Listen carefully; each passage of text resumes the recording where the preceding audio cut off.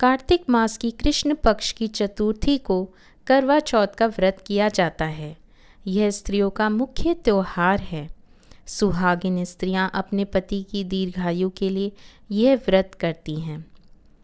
विधान: एक पट्टे पर जल से भरा लोटा एवं एक करवे में गेहूं भरकर रखते हैं। दीवार पर या कागज़ पर चंद्रमा, उसके नीचे शिव तथा कार्तिकेय की चित्रावली बनाकर पूजा की जाती है। इस दिन निर्जल व्रत किया जाता है। चंद्रमा को देखकर अर्घ्य देते हैं, फिर भोजन करते हैं।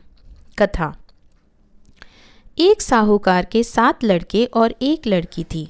सेठानी के सहित उसकी बहुओं और बेटी ने करवा चौथ का व्रत रखा था।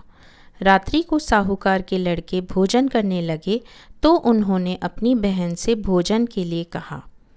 इस पर बहन ने उत्तर दिया, भाई, अभी चांद नहीं निकला है, उसके निकलने पर अर्घ्य देकर भोजन करूंगी।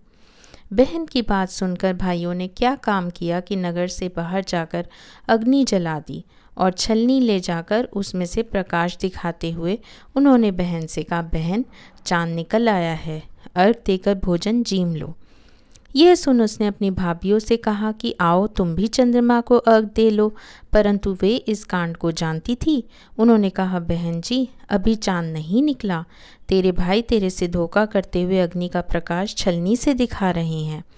भाभियों की बात सुनकर भी उसने कुछ ध्यान न दिया और भाइयों द्वारा दिखाए प्रकाश को ही अर्घ्य देकर भोजन कर लिया।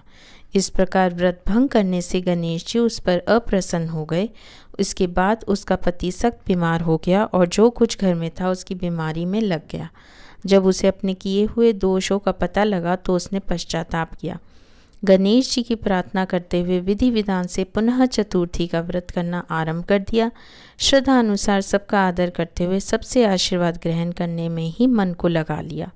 इस प्रकार उसके श्रद्धा भक्ति सहित कर्म को देखकर भगवान गणेश उस पर प्रसन्न हो गए और उसके पति को जीवन दान देकर उसे आरोग्य करने के पश्चात धन संपत्ति से युक्त कर दिया।